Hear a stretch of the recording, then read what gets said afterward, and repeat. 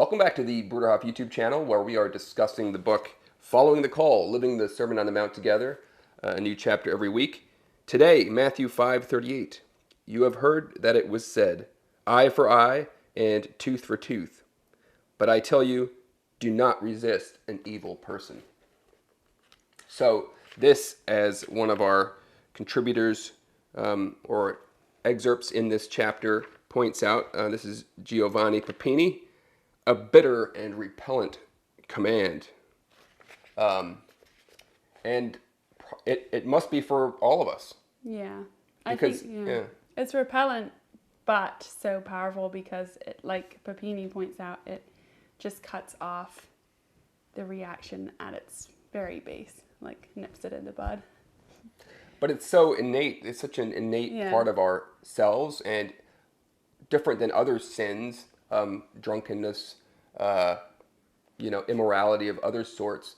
There's a tinge of honor, I guess is the word, attached to resistance. We associate people who defend themselves with courage and strength, which are all positive attributes. So Jesus telling us not to resist an evil person almost goes against what our culture teaches us, what we look to in our in heroic examples. Yeah, it's the nature of the saints.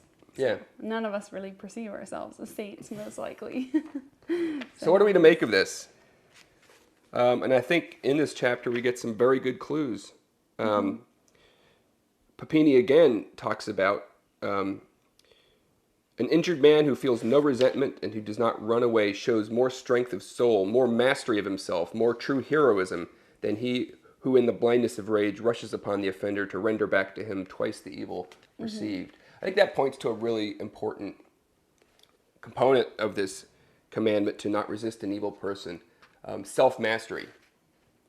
So much of what Jesus calls us to is against our nature, is against what comes naturally to us, and through him we can master ourselves. Yeah, and I think it also just goes along with the Sermon on the Mount's idea of inverting power, how we see human power, how the evildoer in this context would see power as like by striking, subduing, hurting someone else, and then the response with turning the other cheek is actually more powerful, as Papini points out, because it's shocking, it's unexpected, and bizarre in a way, like it doesn't make sense.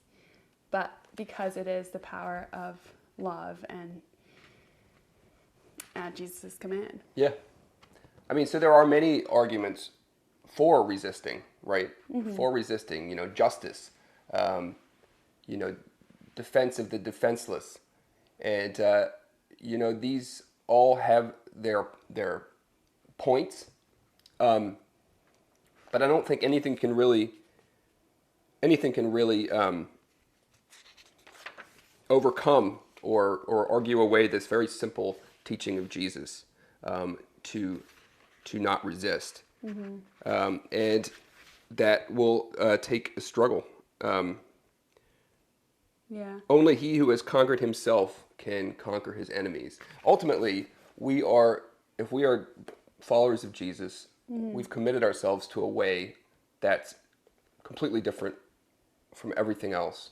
And our allegiance is to a kingdom that is not of this world, as Jesus teaches.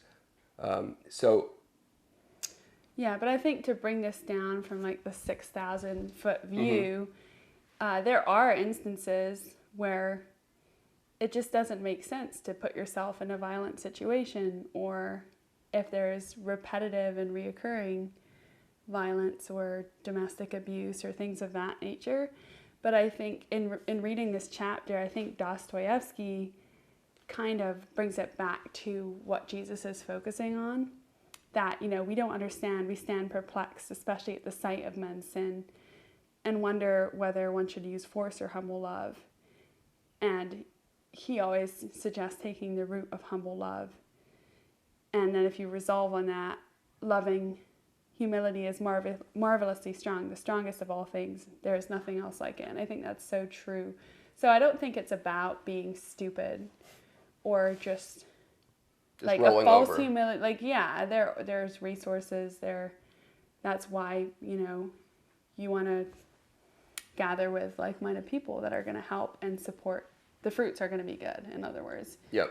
So I don't really know if we want to get into that too much, but I'm sure that's going to be some of your reactions. So I think it's worth just mentioning. Yeah, and we would love to hear your thoughts in the comments, and I 100% agree. We should never be stupid. No. Jesus teaches us to love Him with heart, soul, and mind. So we need to use our brains in difficult situations. But again, I look forward to hearing your comments and having a back and forth. So we'll see you next week.